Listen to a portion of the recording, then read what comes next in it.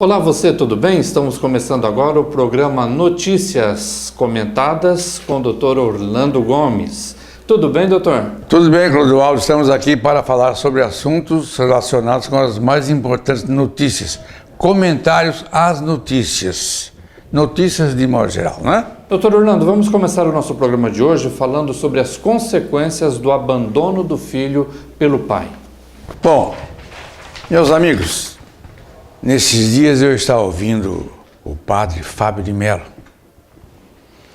que para mim é um padre consciente do que faz, inteligente, estudioso, e ele fala das consequências que pode haver quando a criança não tem a presença do pai e da mãe. É o triângulo, né, Clodoaldo?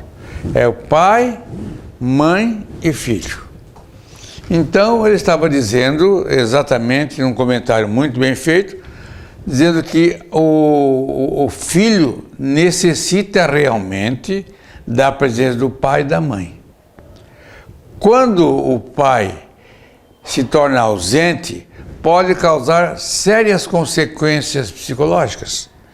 Tanto é que a justiça brasileira condenou um pai, porque esse pai não reconheceu a criança, deixou a criança ao abandono e a justiça condenou a pagar uma indenização de 200 mil, você recorda esse caso recente, né? Nós comentamos aqui no programa, o senhor comentou aqui. De modo que é muito importante a questão da assistência do pai ao filho. Não é só trazer o filho ao mundo, é preciso que traga o filho ao mundo e que dê toda assistência. De modo que se a coisa começar a se expandir, Clodoaldo, vai ver ele manda para todo lado aí, não é isso? Porque o que há de crianças abandonadas nesse mundo, a quantidade é muito grande.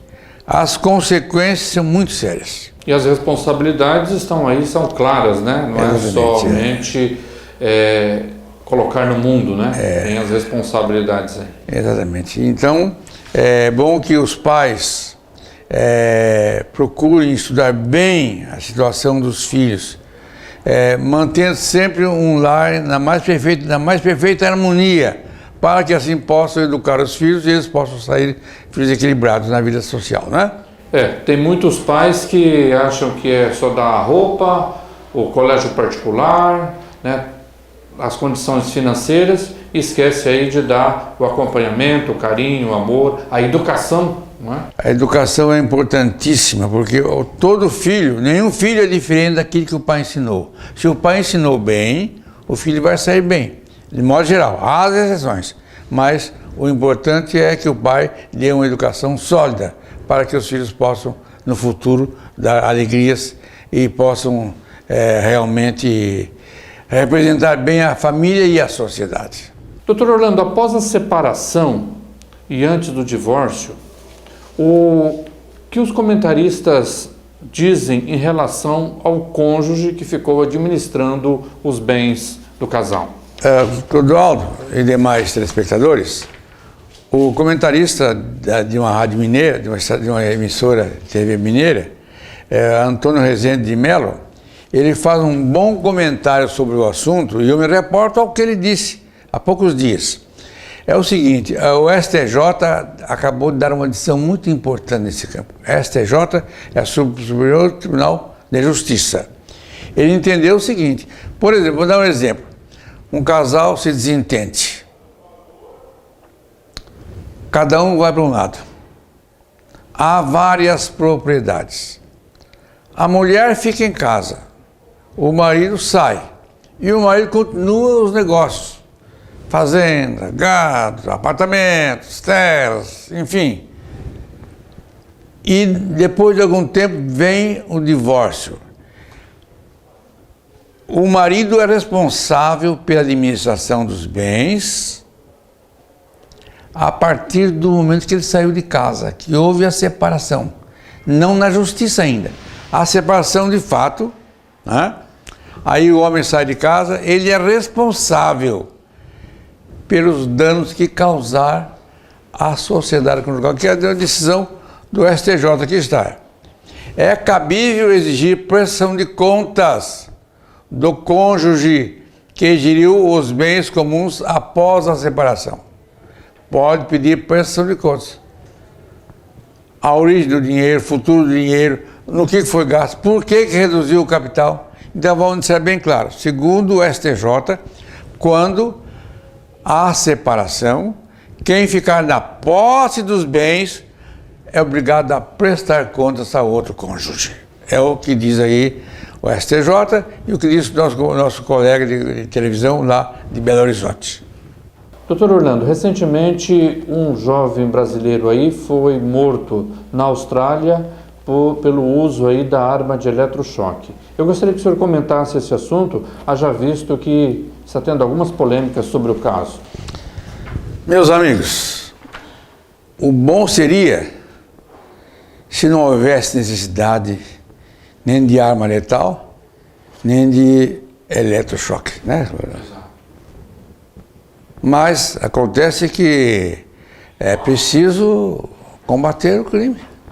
Inclusive hoje de manhã, em uma das televisões, eu ouvi o comentário de um chefe de polícia de São Paulo. Ele falou o seguinte, Clodoaldo: se o marginal, se o policial mata o marginal, a figura dele fica pior, a imagem dele fica pior do que do marginal. Infelizmente, né? Essa é a realidade, exatamente. O policial, para defender a sociedade, atira e mata um marginal, perigoso marginal. Aí sai nos jornais: policial mata. Exatamente. Né? Tudo se volta contra a polícia. Contra o policial. Então diz o comentarista, um chefe de polícia de São Paulo, com muita precisão. Em muitos casos, a sociedade vê o policial que mata nessas circunstâncias, né? A imagem dele fica pior do que a pessoa que foi assassinada. Mas a questão do eletrochoque. Essa notícia está veiculada no Brasil, no mundo todo. Após a morte de brasileiro, na Austrália pode suspender o uso de armas eletrochoques. Porque, na verdade, a arma eletrochoques não tem a finalidade de matar, mas matou um, né? Dependendo aí, né? O mau uso. O mau uso, Né? exatamente. Então, aí houve esse caso. Então, na Austrália já suspendeu na Austrália o uso desse tipo de arma, porque entende que há certos riscos. Agora é preciso que se estude muito bem isso aí. A questão desta arma está sendo estudada no país, não foi introduzida ainda, mas está em estudo, né? Doutor Orlando, voltando agora para o Brasil, já que estamos nesse assunto e seguindo esta mesma linha, recentemente aí um policial militar de São Paulo matou um estudante com um tiro.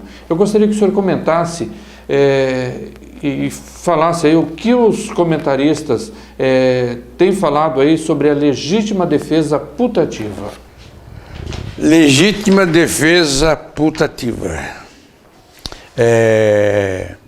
Meus amigos, eu ouvi há poucos dias na TV Justiça um comentário bastante esclarecedor sobre a questão da legítima defesa putativa. A lei fala que é isento de crime, é isento de pena, aquele que age em legítima defesa. O que é legítima defesa? A pessoa tem que defender a sua vida e, para tanto, terá que usar moderadamente dos meios de sua defesa. Né?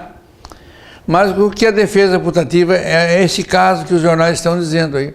O policial estava na perseguição de um marginal e atirou porque ele disse que ele percebeu que o marginal ia lançar a mão de uma arma para atirar nele. Aí ele desfechou e matou o marginal. Ele entendia que o marginal não ia pegar o celular, mas ia pegar uma arma de fogo. Então esta é a legítima defesa putativa.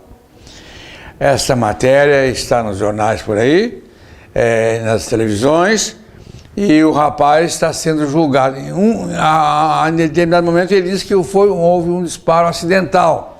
Em outras ocasiões ele fala que não, que ele puxou a arma porque ele percebeu que o marginal ia sacar a arma, ele teria que atirar O primeiro. estudante, né? É o estudante, foi o estudante, né? Não era marginal. Isso. Quer dizer, para ele era marginal. Exatamente. Ali na perseguição, né? É por isso que esse caso também aconteceu aqui em Londrina recentemente, né? Onde um jovem fugiu de uma abordagem de uma blitz policial e então o policial saiu perseguindo ele até em determinado momento. Então você imagina, né? Sendo abordado pela polícia, se a pessoa não deve, ou mesmo que deve, melhor ali, naquele momento, apresentar os documentos, né? Do que fugir, como aconteceu aqui em Londrina, como aconteceu, né? Ali em São Estudante, né?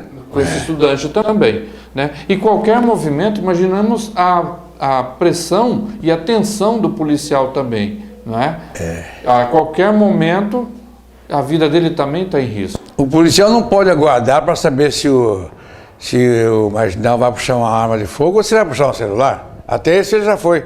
Não é isso? Exatamente, né? Por quê? Porque deu motivos ali para estar em perseguição, Exatamente. né? Doutor, estamos chegando ao final de mais uma edição do programa Notícias Comentadas, que volta amanhã aqui neste mesmo canal. Meus amigos, estamos chegando ao final. O nosso programa é um programa de apenas comentários, matérias que sejam de interesse à nossa sociedade. Graças, meus amigos, voltaremos amanhã nesse mesmo horário. Um forte abraço a todos e até o nosso próximo encontro.